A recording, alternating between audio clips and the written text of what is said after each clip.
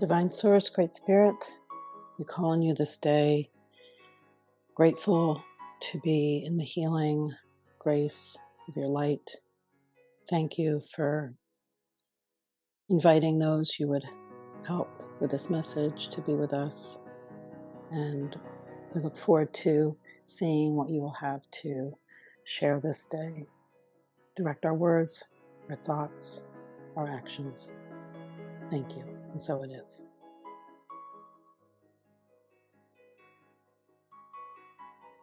Well, welcome to episode 15 of Talking Spirit. My name is Elizabeth, and I'm here with my friend Yuta. Hello, everyone. So we are in the surrender to an adjustment. Normally, Yuta's been the one to open these talks after the prayer, but we just felt inspired to see how it might get set up with me starting us off. And the thing that had been floating around for me for really many, many months, but recently, in recent weeks, was the idea of power. And I had done some recordings on my own that were helpful to my mind. And it just showed up again a few days ago when Yuta and I were exploring the possibility of another talk. We had done a talk a few years back about the body, and we were constantly saying it's such a broad topic, it's such a massive exploration. Well, this idea of power, you might say, is the linchpin on how this world came into being. And so, yeah, we're just here to explore our journeys with you all. And I trust the Spirit will deliver some messages about power. Is it worldly power that you want and have pursued? Did you come to a realization about worldly power and you felt like, there's got to be something more, and you got inspired to explore your mind and your being and maybe found yourself led to the Spirit? So, anyway, that's just kind of the platform that felt present to start us off today. So, Yuta, what do you know? I don't know anything, but I can always share my experience. um, and yeah, I think it's interesting in terms of power and power of the mind and power in the world. I feel like from, a very young age, and then just growing into adolescence, I never really felt huge ambitions of making it in the world. Like I never had huge dreams of becoming anything. Um, I think my only dream was moving to the States, and that I made that happen. Mhm. um, but in terms of the spiritual path, I think the reason why it even spoke to me and I felt the calling for the spiritual path is because I felt powerless to some things that I was learning about. I think for many people, um, preceding the spiritual path is looking at the world and finding out stuff about it that's not really comfortable. Some of the darkness that sort of uh, runs underneath governments and healthcare and pharmaceuticals and things like that. Just I guess I got a bit into conspiracies and also, kind of the new age spirituality is sort of like, listening to channelings and reading the channelings. I was like hooked on the Sedona magazine. That was like my Mhm. it was like my drug of choice at the time. Reading the channelings, and it got to a point where I was reading over and over that help was coming, and it just kept getting pushed into the future. Like there were ascended beings that were going to come and fix things here. And it made me feel initially like really excited, like, oh my God, there's something great happening. But the message kept being the same, that it was coming, it was coming, it's in the future somewhere and it's coming, but it wasn't ever happening. And so I think I just got into this depressed place where it felt like I was waiting for something outside me to come and rescue me and the world from darkness. And it made me feel really powerless and depressed. And that's what kind of pushed me into the spiritual path, because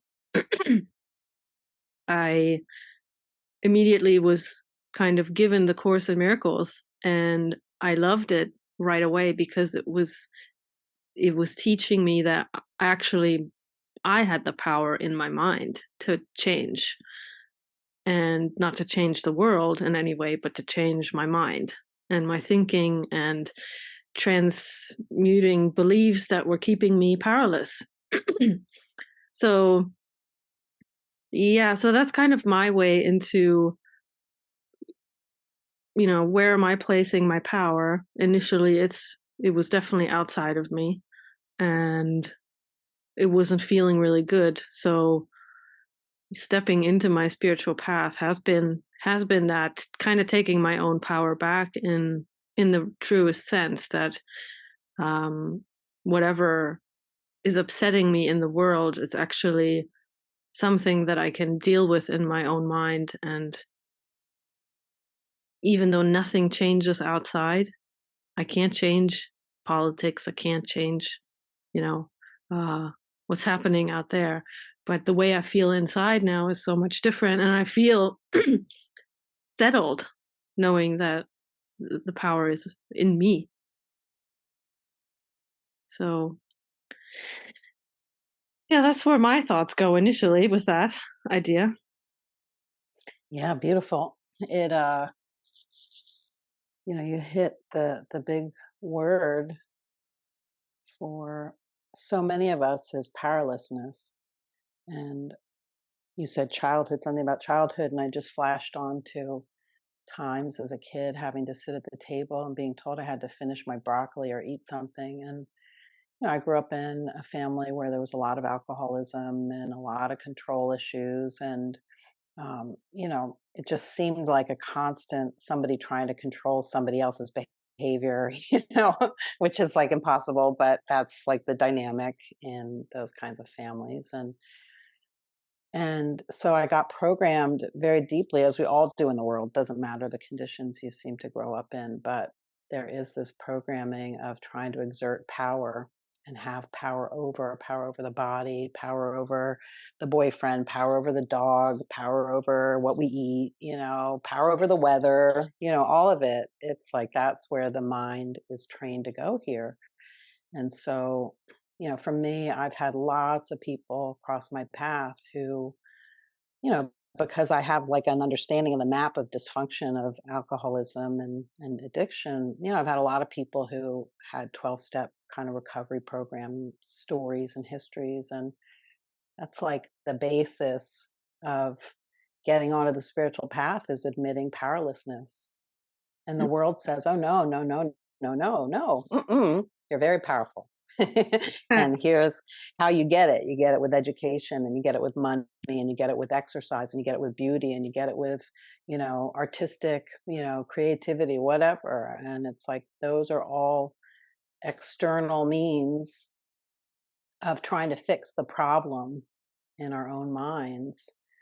And, so the powerlessness conversation is hand in hand, right? Obviously, with this power conversation. So, you took me right there with the spirit. And there is no, in my experience, there's no finding a way to navigate this world without admitting that power is of the divine. Mm. True power is of the divine. And it's the only power.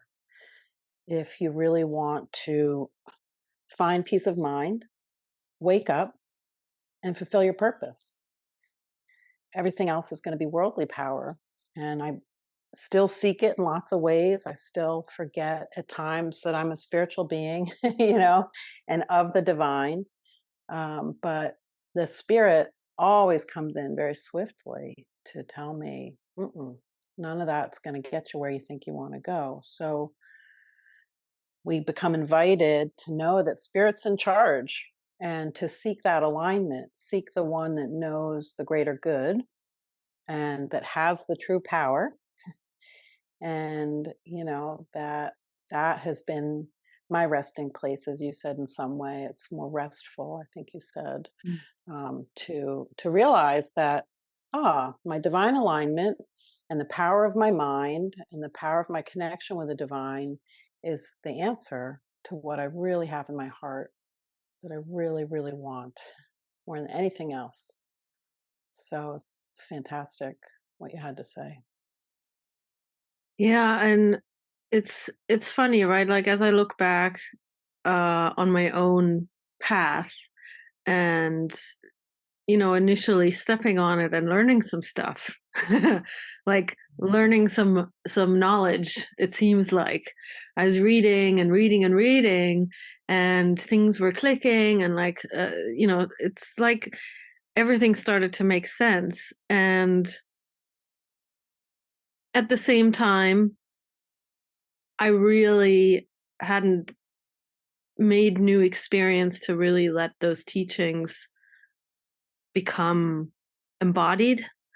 Mm, So it was a lot of knowledge in my head, and initially, there's so much excitement about it, and like I got into this trap of wanting to tell people how things really are. mm, and and thinking I knew it all, that was like my initial sort of power trip with spirituality. I thought I was really on the right track with things, and things were starting to make sense. But it I think, and I've heard this from so many people too, they get on the spiritual path, they start learning some stuff, and then they just want to like tell people about it and like tell them where things are, where they're making errors and doing things wrong and how they could, be so much happier. And that was definitely the ego taking a hold of my spiritual path at the time and what I was learning. And it's so sneaky because I didn't really realize it. I thought I was happy, but like there were a couple instances where I would share things with somebody and then he would point out, but something like, but you're excluding this whole area in what you're sharing with me. Like at the time it was the body. I was excluding the body from being equal to everything else. Meaning,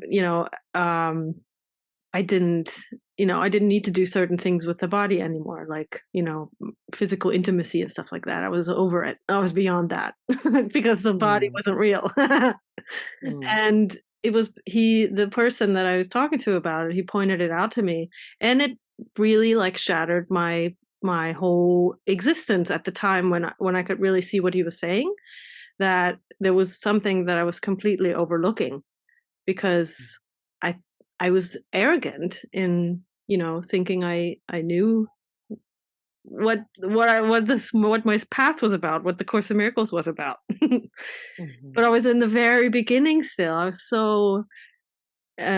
was like an infant in terms of actually walking this path.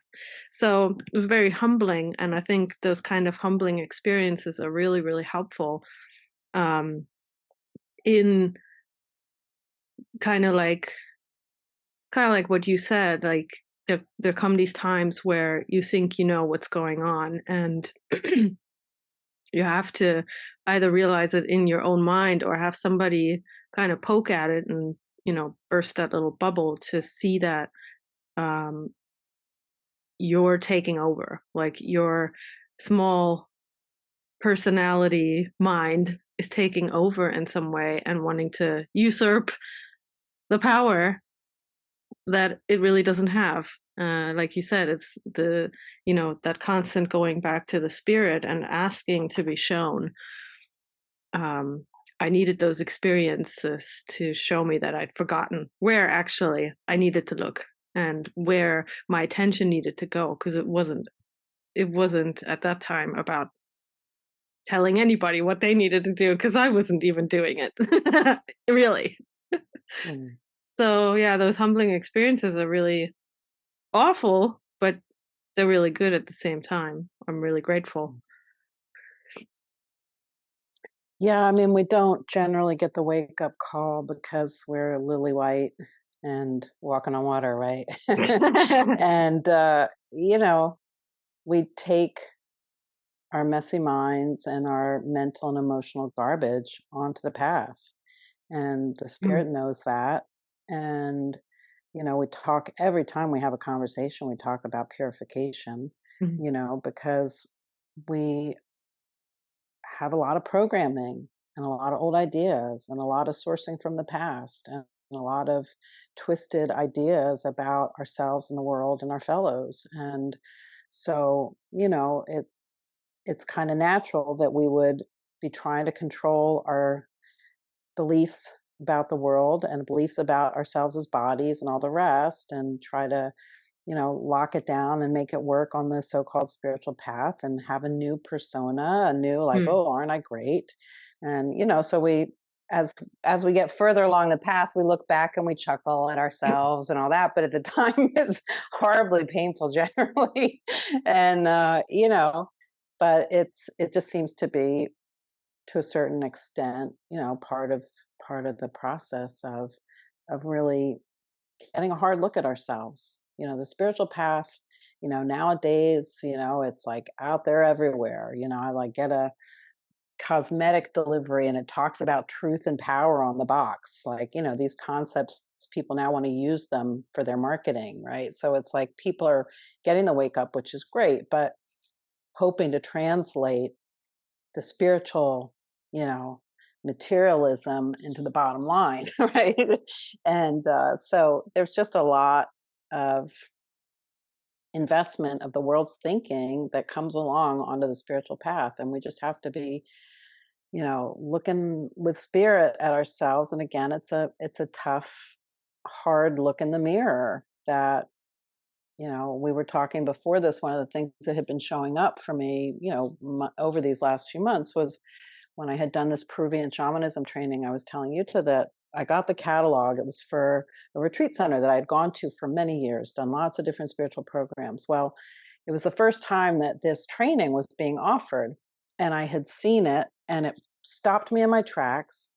And then I started to try to turn the page, and it was like there was a monster under the bed or a monster behind the page, right? That I was going to like get bitten. And I knew I had to go do this training, and I knew it was going to be chock full, but I was terrified. There was something in my mind that I had to face in that training. And so off I went.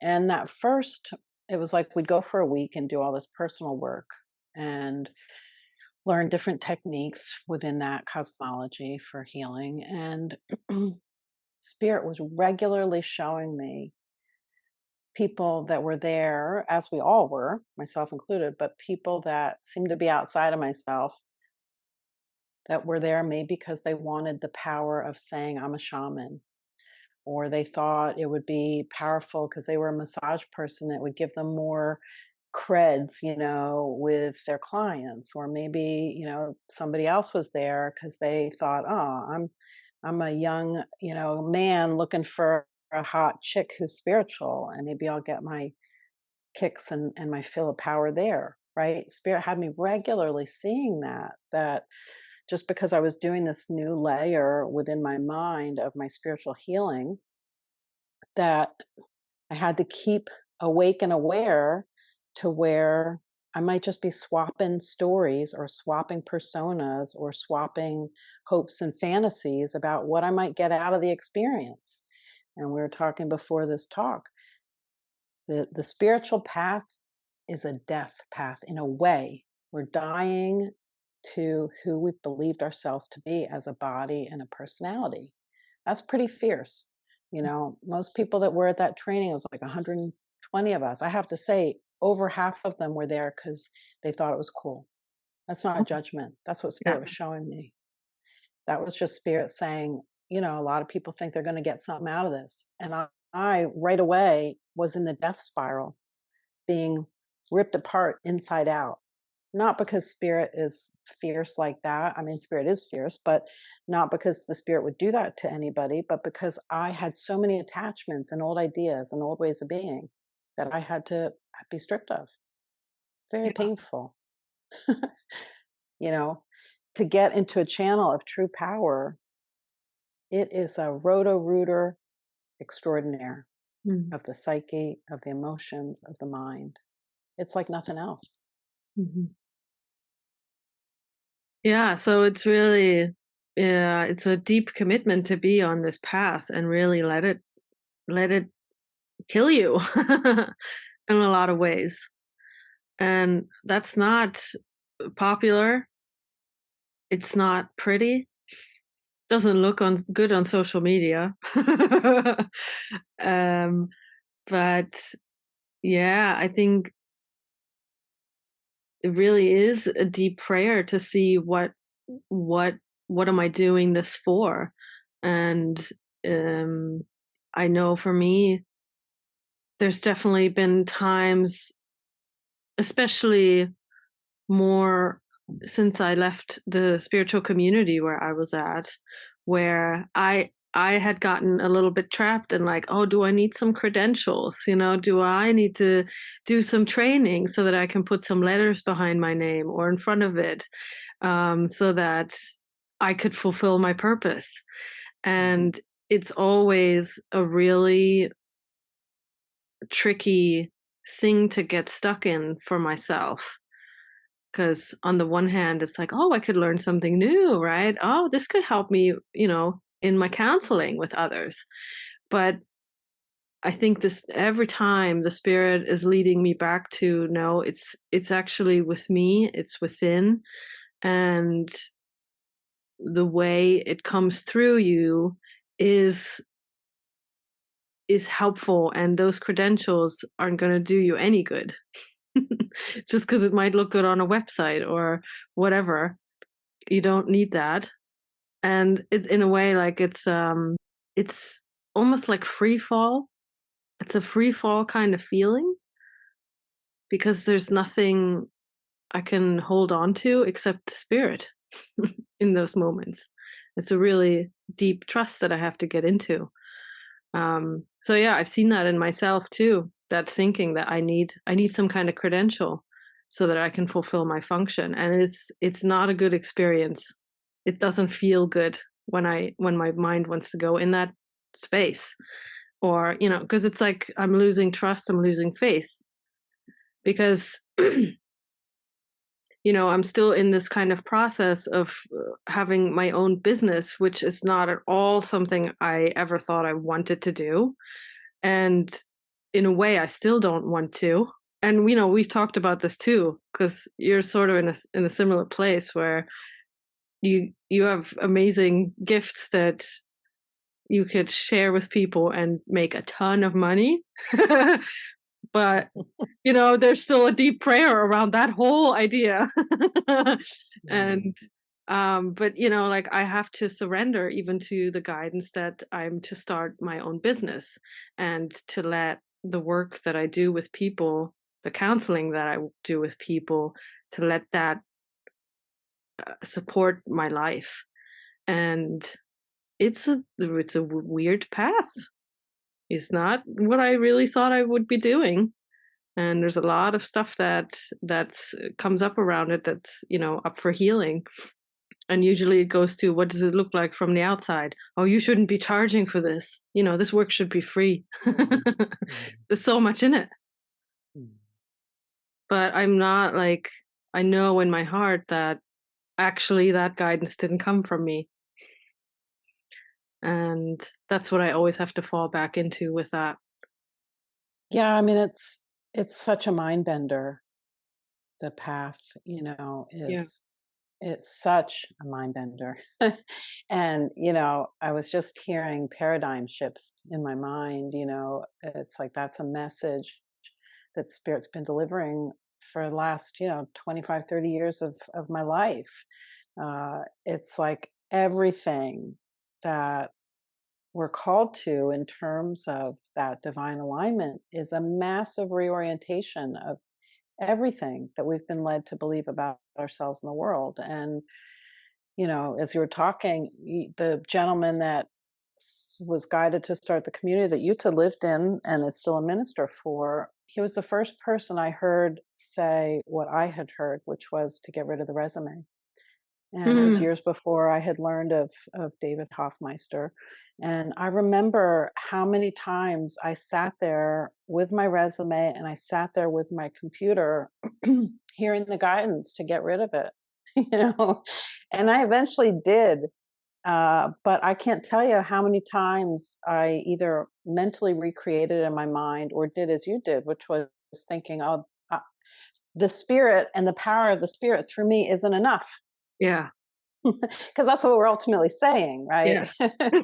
Like the divine can't do through me, right? Mhm. Because I'm somehow an important piece in this mix. Well, actually, no, you're not. But it's like that's not, my father spent many thousands of dollars on private education and college and, you know, all that kind of educational stuff. And I can't tell you how many hours I spent on massaging resumes and thinking that if only there were the right words, like people would really see what I was capable of and blah, blah, blah. Right. I mean, just craziness. But most people are going to say that's how you do it.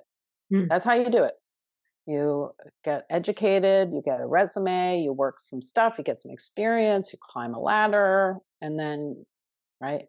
Well, that's not where you and I have been led, and where probably most that are going to listen to this have been led. But letting go of the safety blanket that the world tells you is your safety blanket, when you're trusting an invisible force that may still show you signs and symbols that it's got your back, Mm. that's a real trust walk every day. I can still have the resume conversation rattle around in my mind. Right? These are the thought forms of the world, right? Yeah. This is it. So we don't just heal something with the spirit and never have it show up again, right? We're constantly being bombarded with the messaging.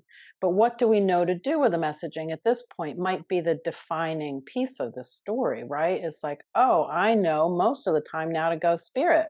Is there something I need to know about this? Am I supposed to get a job? Do I Mhm. now need to write a resume again? Or is this just floating in the ethers and I'm sensitive enough to pick it up? Right? We go back to source now.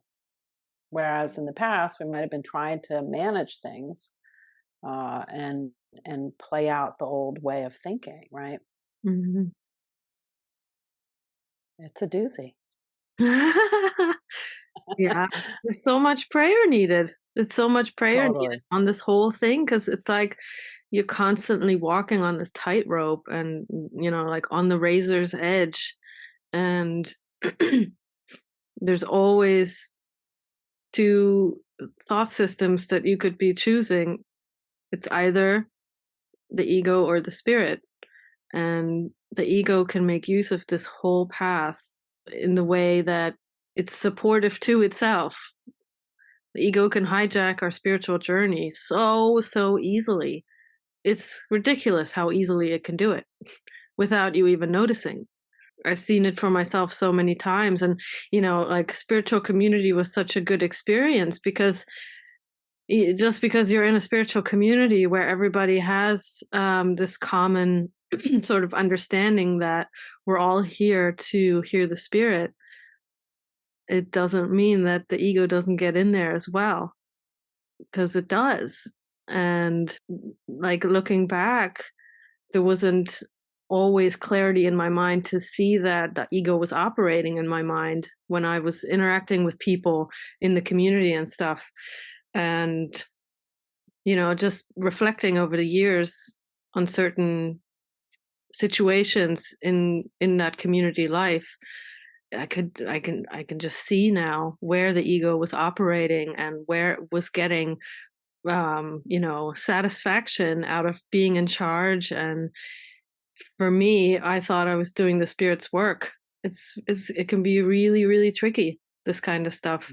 And so, yeah, so important, I think, that we have people around us that, walk a similar path and that we can talk to about things and things like this, because sometimes we simply can't see what's operating in our own minds, and someone else needs to just sometimes say one word or like, well, how about that thing? Like, how did you feel about that?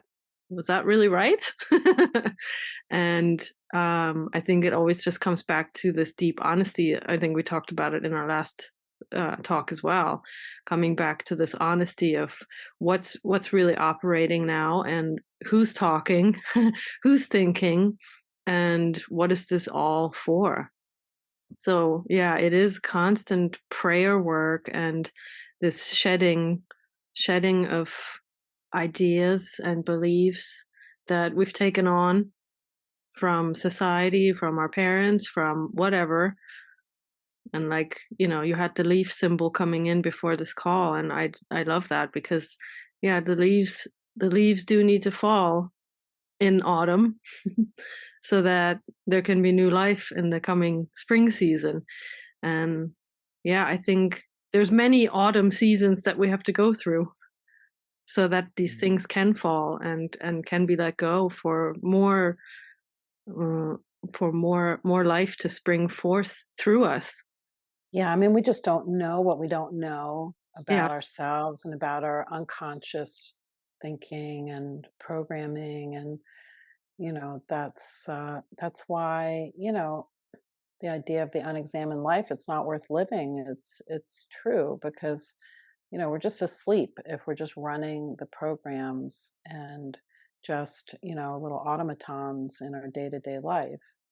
But as you said, we need reflections that are going to show us, and you don't have to be on an obvious path. I had plenty of reflections in my family that were constantly showing me what I believed and what I was signing up for in my mind, and where I was playing the big shot or where I was playing in my littleness. It can go both ways, which is what I was hearing from you on a certain level of, you said humility in the beginning. We can play out I'm just a humble little mouse, but that could just be a cover for not being in your magnitude.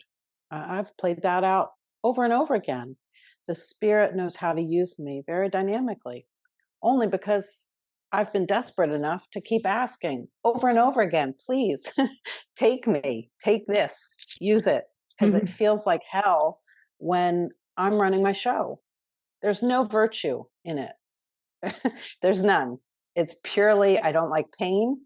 I don't like suffering, and I feel better when I'm asking spirit to do through me. Mhm. It's purely selfish. Mhm. But so the spirit has heard me with that prayer for a long time now. And it says, okay, fair enough. Well, then sometimes it says, get out on the stage. And I say, well, I really like being a hermit. I don't need that. Thank you. No. Right. So Mm. as you say, we can play these games with our personalities and the spirit ad nauseum, over and over again, different ways, different costumes. It's very tricky to see clearly. And so, yeah, we had the benefit of being together in my seeming home for, periods of time where our light, the spirit shining our light through each other, gave us the download. Ah, Mm. okay, I see myself more clearly now. Great, fantastic, right? So, yeah, learning about divine power in a way Mm. comes through these reflections, comes through the relationship dynamics. I was with a friend, been sharing a space for the moment and lots of dishes and lots of cooking. And, I just found myself one day where I was running a tape of, I've been doing all the dishes. It's so petty and stupid, but there it was. And I watched it and I chewed on it and got a little, pleasure for a minute out of it. And then it was like, wait a minute. This is sourcing from the past. Thank you. No, I'm just doing the dishes right now. And all of a sudden the perception shifted and I was just really enjoying washing the dishes because there was Ah. no story attached to it. And there was no attack against the friend and a storyline of who should have done more. Like I had that my whole life and family. Oh my God, I heard those kinds of stories all the time. And it's like, that's just not, that's not how I want to live. And it's not who I am in truth. So kaboom, it just dropped. But without that seeming relationship reflection, right? I wouldn't have had the thought to go, oh, spirit, over to you. Could you show me what's really happening here? Could we heal this part of my mind right now? Yeah, we sure can. Bam. The power, Yeah. not of Elizabeth to make a choice. I mean, yes, I wanted a different way of being in that moment, but really it's all grace. It's all the spirit saying, how's that working for you, Elizabeth? That's grace. The thought that I even have to turn to a power in my mind and the divine, that's grace. We can talk about maybe we made a choice. Maybe, I don't know. I think it's all grace, but you know, those are the practical. You always bring up the practical. I'm so glad when we get to talk because you always bring that forth in the mind. Mm. That's a practical example of it. How many Yes. people are fighting right now over who took the trash out? It's a Or power didn't. struggle, or didn't. Yeah, Yeah. yeah. Yeah, exactly. And we just have like 3 minutes left. So feels like yeah, that practical, always bringing it back to the practical, like keep it practical. Keep it practical. Where, practically speaking, in your life can you hand over power to the spirit more and more? I think that's always a prayer that we can get deeper into, and it's really beautiful, and it's a little dismantling at times, but it's it's a very fulfilling and worthy um practice really to get into. Really simple prayer of handing yourself over to the divine power so that it can really guide you through your life, and yeah, and help you and help the whole in the whole process. So Hallelujah. yeah, it's a great one to get into. And it Yeah. always ends in the same thing. I love that. Anytime we talk, it just comes back down to prayer and handing things over to the spirit. It's so simple. I love it. Great. So thank you. Well, it's been a delight. Yeah, thank you, Yuta. Thank you to all who are going to be called to join in with us. It's been a blessing. Yeah. So until next time, we'll see what else wants to come through. Thank you, Elizabeth. Thank you. Lots of love.